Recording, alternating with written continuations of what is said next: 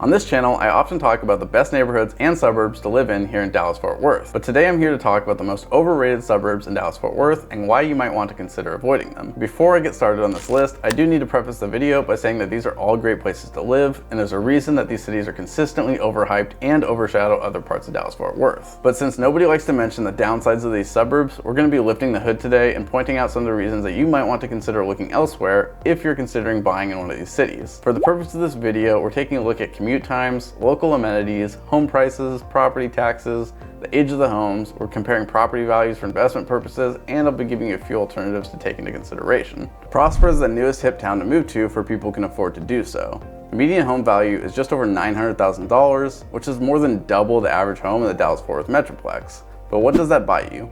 Obviously, you get a brand new, massive house in a good school district and a relatively short commute to Frisco. But the downsides of living out in Prosper is that you have a huge lack of amenities. It's probably one of the few places in the country that you're going to pay $1 million for a house and have to drive 30+ minutes to get the benefits of living in a major city. And it's not even situated alongside a mountain, lake, or a beach. Now, if you don't like going out much or you don't mind driving when you do, then Prosper is a great place to live.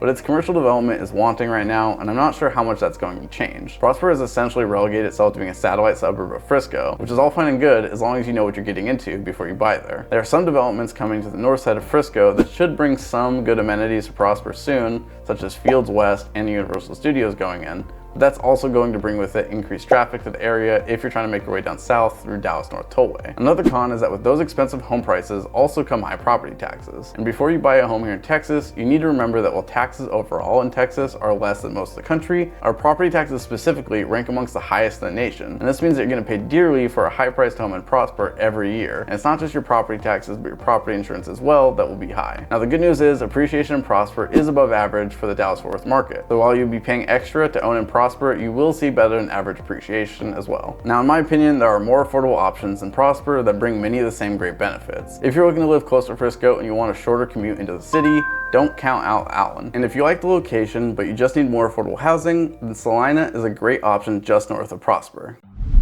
Next up, we have to mention the city of Dallas itself. And a lot of people moving to Dallas-Fort Worth might be surprised to learn that living in Dallas itself isn't where all the hype of living in Dallas-Fort Worth comes from. Infrastructure in Dallas is dated, the school systems aren't as competitive as many of the suburbs, and as with most major cities, living within the city itself, you will have to deal with higher crime than living in the neighboring suburbs. There are some great places to live within Dallas proper, such as University Park, Preston Hollow, and Uptown in the north, White Rock to the northeast, and in South Dallas you have Oak Cliff, which is home to Bishop Arts. In Bishop Arts, you're going to have access to the nightlife and dining experiences of both Bishop Arts and Deep Ellum at a more affordable price compared to living in the north side of Dallas. This area has been gentrifying over the last decade, and there are many opportunities for those who are looking to speculate on Dallas continuing to improve. But just be careful when you buy in parts of Dallas, because as with most major cities, it really can be street by street in terms of whether it's a good area to own in, and you'll often find that the areas that have gentrified are overpriced already for what you're getting. Just don't get overly optimistic buying any old shack in Dallas for $50,000, because you really do get what you pay for. And the thing to remember about Texas and Dallas-Fort Worth in general is that it's known, along with California, as being the birthplace of the suburb. And Dallas-Fort Worth suburbs are as good as anywhere in the country, so the best spots to live in are going to be outside of Dallas proper. Unless a very short commute and access to the nightlife are your top two considerations, you're going to get more bang for your buck by looking elsewhere.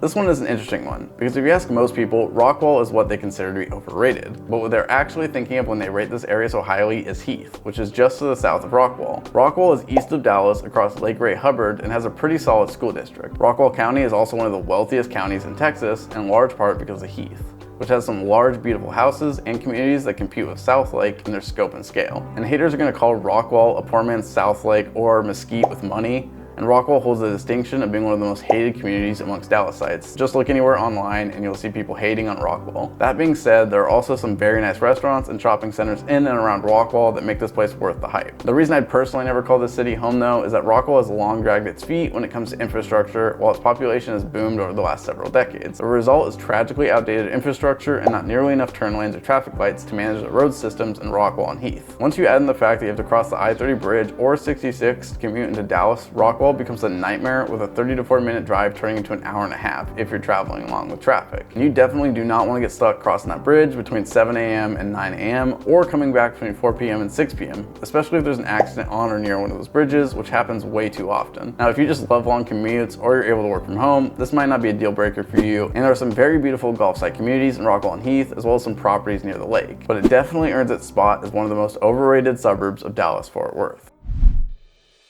Back to North Dallas suburbs, I have to mention Frisco. And I've harped on Frisco a lot already. I even made a video about it being overrated. Frisco really is a great place to live, but don't forget that many of the surrounding cities of Frisco are equally as good in their own right, and you'll pay less to live in most of these places than you will in Frisco. Frisco is also very congested with traffic. Allen, for example, has better schools and better traffic conditions with home values not quite as high overall. Unless you have your eyes set on a specific neighborhood, you work in Frisco, or you just have to live alongside the PGA headquarters, I think you should keep your options open to some surrounding cities before you set your sights on Frisco as the be-all, end-all. And as a reminder, Frisco isn't even in the top 5 school districts in Dallas-Fort Worth, which is something that always amazes me because time and time again, I talk with clients who are looking for a great school district and they've entirely set their sights on Frisco and discounted surrounding areas before they even start looking. While I don't think you should count Frisco out, make sure you take another look at some of the surrounding cities. And if you need help deciding what cities are worth considering, give me a call or shoot me a text and we can have a conversation about what your needs are. There are many options in North Dallas, and depending what matters most to you, some cities are going to be better than others. I hope you enjoyed this short list of the most overrated suburbs here in Dallas-Fort Worth. Don't forget to like this video and subscribe to my channel for weekly videos about everything Dallas-Fort Worth. And if you got a minute, you can watch another one of my videos by clicking or tapping the screen above, and I'll catch you in the next one.